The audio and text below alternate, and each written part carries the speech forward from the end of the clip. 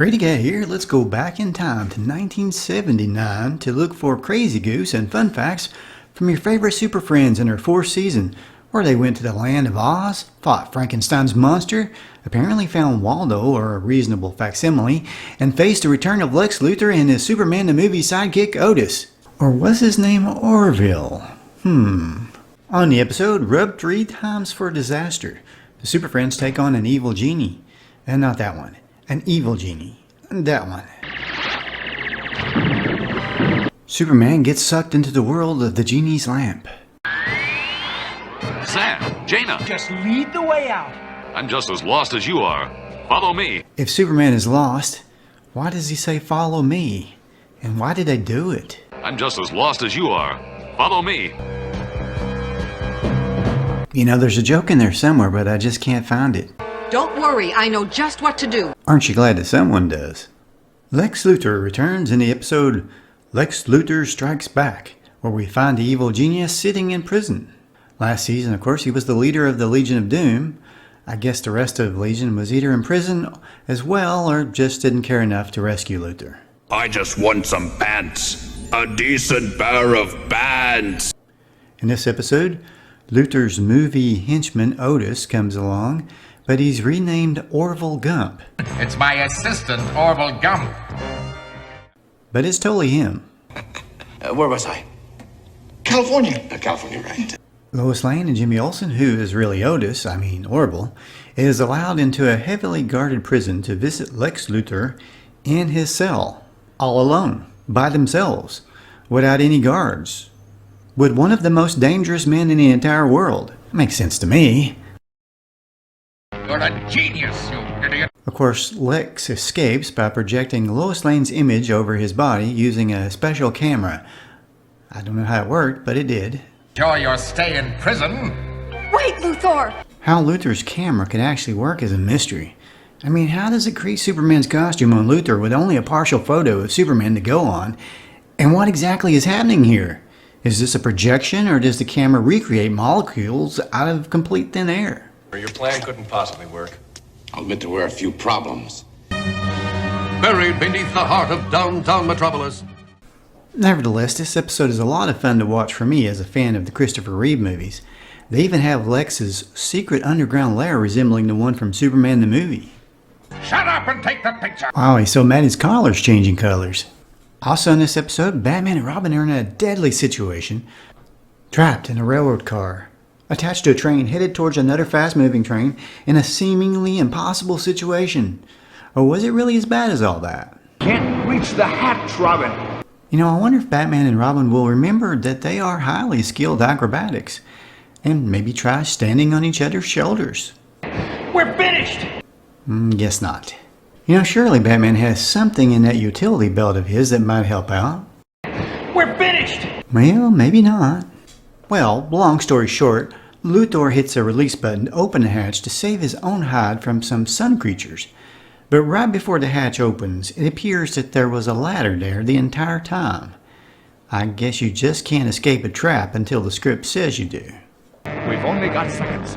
A well-placed batarang shot may mean the difference between life and death. Just do it! Stop talking to yourself and just do it already! Yeah, you gotta love how it always took longer for the Super Friends to explain their actions than it took to actually just do it. Also, Superman's S was backwards, and I think his eyes disappeared for a second. Wait, Scott. Probably the work of Lex Luthor. And here's Superman's S with the wrong color. And in Space Knights of Camelon, I've never seen Superman look this sad before. On the episode, The Lord of Middle-earth. Gleek seems to be indicating that this is the place. I don't know, Wonder Woman. That might be a little too obvious an answer to explain why he keeps pointing and jumping up and down. Something going on up ahead. Follow me. Superman talks without moving his lips. But of course, technically, he could be using his super ventriloquism. Oh, you know what I mean. Follow me. Hope he knows where he's going this time. And now what I think is Robin's best line ever. Holy pantomimes, I think Gleek's gone bananas. Holy pantomimes, I think Gleek's gone bananas. In the classic episode, Universe of Evil, featuring the evil Super Friends, Bad guy Robin and Batman speak, but their lips don't move. Hydroelectric dam, dead ahead, Batman. Hang on, Robin. I'm giving her all she's got. At first, evil Robin has no mustache. Then when it's revealed that he's really a villain, he suddenly has grown a mustache. Kinda looks like Zorro. 1 second it's day, then as evil Superman takes off into the sky, it's instant night.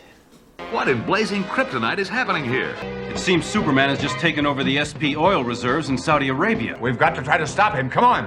Holy parallel universes, Batman. On the 6th episode of Season 4, I found Waldo, ×2, and they captured Aquaman. No, wait, there's 3 of them with crash helmets. Holy triple jeopardy. And now some goose from everybody's favorite episode, the Super Friends Meet Frankenstein, which was years after Abbott and Costello met him. Stop this madness before it's too late. Holy monster movies. In this scene, Robin is captured, and the guard is about to fall asleep. That rat's chewing through my bonds. If only Robin could resist the urge to monologue. Perhaps he can make it out before the guard awakens. The bat skeleton key should get me out of this dingy dungeon.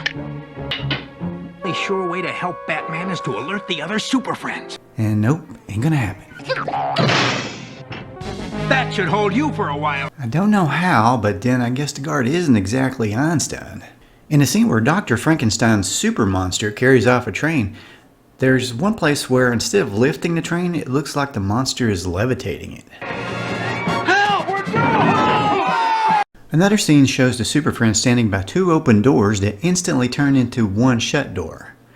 And another interesting thing about this episode is that it's constantly raining, but nobody ever gets wet. Another interesting phenomenon, the number of slabs increases depending on the number of Super Friends captured at the time, or needed at the end to reverse the whole monster process. Wherever there's an evil monster, there's always an evil mind behind it. And I'm not quite sure why the monster's costume turns into bandages, or what looks like bandages, instantaneously. On the episode, The Planet of Oz, the Super Friends are victims to a mysterious tornado. There's nothing to worry about. I should be able to neutralize it with my super breath. That and Superman wasting time telling us what he's going to do versus just doing it. Oh no! It's too late! As the deadly tornado sucks up the whole of justice. There's nothing to worry about. I should be able to neutralize it with my super breath. For the love of Mike, do it, do it. Just do it. Just do it.